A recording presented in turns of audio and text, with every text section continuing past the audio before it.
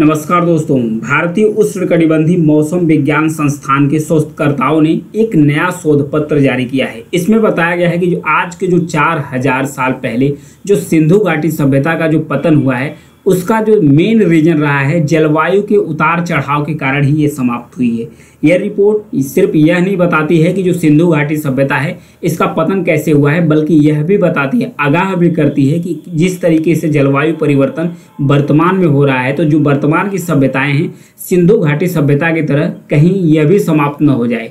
इसलिए जो जलवायु परिवर्तन है उस पर ध्यान देने की जरूरत है, क्योंकि दक्षिण भारत की कुछ गुफाओं से शोधपत्र से साक्ष्य मिले हैं कि लंबे समय तक सूखा पड़ने के कारण ही मानसून प्रणाली कमजोर हुई, जिसके कारण जो सिंधु घाटी सभ्यता है वो समाप्त हुई। तो आइए इस वीडियो में समझेंगे कि ये जो शोध पत्र है किस चीज की ओर इशारा करता है और सिंधु घाटी सभ्यता किस तरीके से सिंधु घाटी सभ्यता का पतन हुआ है।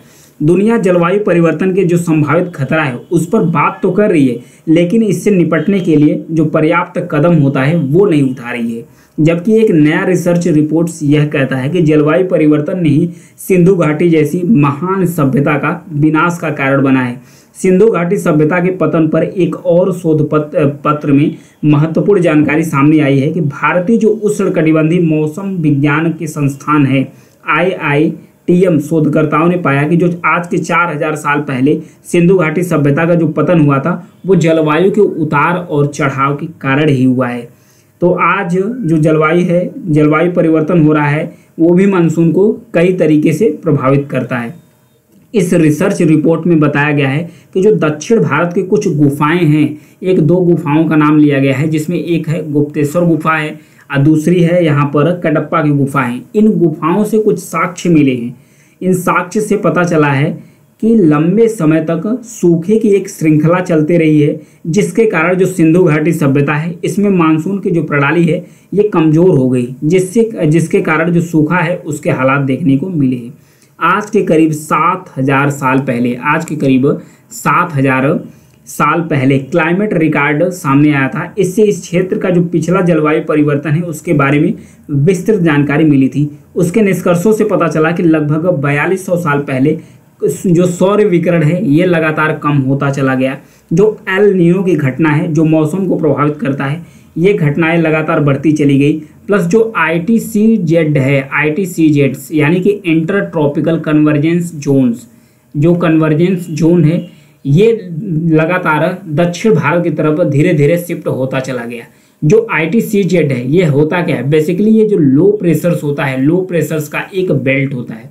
जो लो प्रेशर्स का बेल्ट होता है ये करता क्या है, ये मानसून को प्रभावित करता है और वर्षा लाने में महत्वपूर्ण भूमिका निभाता है। तो जो ITCZ है ये धीरे धीरे जब दक्षिण की तरफ बढ़ता चला गया तो उत्तर भारत जो सिंधु घाटी की सभ्यता है इसका जो मानसून है ये कमज़ोर होता चला गया है, जिस वजह से सूखे की जो विशाल घटना है वो देखने को यहाँ पर मिली।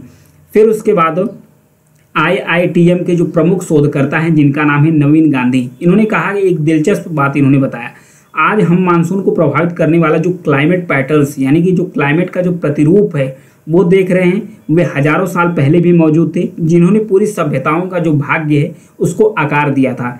फिर उसके बाद अक्सर जो रेन बेल्ट के नाम से जाना जाने वाला जो ITCZ है वो भारतीय उपमहाद्वीप में वर्षा को कंट्रोल करने की महत्वपूर्ण भूमिका निभाता है, वो धीरे धीरे नीचे खसकना शुरू कर दिया है। तो इसमें जो सिंधु घाटी सभ्यता के महत्वपूर्ण जो सिटी हैं, जो हड़प्पा है यहाँ पर है मोहनजोदारो, ये दो काफ़ी ज़्यादा फेमस सिटी हुआ करती थी सिंधु घाटी सभ्यता में। तो इसी के नाम से हड़प्पा और मोहनजोदारो, सिंधु घाटी सभ्यता को हड़प्पा सभ्यता और जो मोहनजोदारो है उसके नाम से भी जाना जाता है। हड़प्पा सभ्यता जो पहला स्थल है हड़प्पा है, तो हड़प्पा सभ्यता के नाम से भी इसे जाना जाता है। और भी है, यहाँ पर रोपड़ है ये पंजाब में पड़ता है, राखीगढ़ी है ये जो हरियाणा में पड़ता है, फिर यहाँ पर धौलावीरा गुजरात में है, लोथल भी गुजरात में है जो यहाँ पर कुआं भी देखने को मिला है। फिर ये काफ़ी ज़्यादा फेमस जो सिंधु घाटी सभ्यता के स्थान थे, बस्तियाँ थे, ये भी कहीं ITCZ यानी कि जो जलवायु परिवर्तन है उसके कारण काफ़ी लंबे समय से जो मानसून परिवर्तन है उसका सामना इसको देखने को मिला।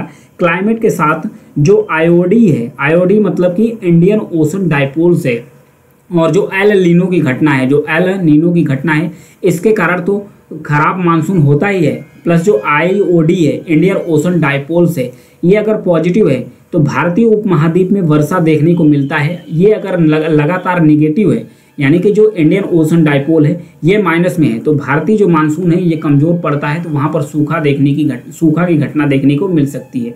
तो धीरे धीरे जो ITCZ है ये कहाँ पर चला गया, ये धीरे धीरे नीचे खसकता चला गया, मानसून कमज़ोर होता गया और सूखे की स्थिति आई जलवायु परिवर्तन के कारण, जिस कारण जो सिंधु घाटी की सभ्यता, नॉर्थ में सिंधु घाटी की सभ्यता है, इसका पतन हो गया। तो यही रीज़न बताया जाता है कि अगर आज भी जो जलवायु परिवर्तन, जिस तरीके से जो क्लाइमेट चेंज हो रहा है, अगर उस पर ध्यान नहीं दिया गया तो ये भी कहीं सिंधु घाटी की जो काफ़ी महान और विकसित सभ्यता थी, इसी की भांति आज की जो हमारी सभ्यता, वर्तमान का जो डेवलपमेंट चल रहा है, ये समाप्त हो जाएगा। तो जलवायु परिवर्तन बहुत ही ज़्यादा इम्पोर्टेंट इशूज़ है। इस पर बात तो होते हैं, लेकिन पूरी दुनिया में कोई भी ऐसा देश नहीं है जो इस पर इम्पोर्टेंट यानी महत्वपूर्ण कदम उठाए। तो आज समय की ज़रूरत है कि जो जलवायु परिवर्तन है इस पर ध्यान दिया जाए। कहीं अगर ध्यान नहीं दिया गया तो सिंधु घाटी सभ्यता की तरह ही कहीं ये जो आज की जो विकसित सभ्यता है ये भी समाप्त न हो जाए। तो ये था सिंधु घाटी सभ्यता के पतन के बारे में एक नई जो रिपोर्ट है, रिसर्च रिपोर्ट है, वो सामने आई थी। Thank you.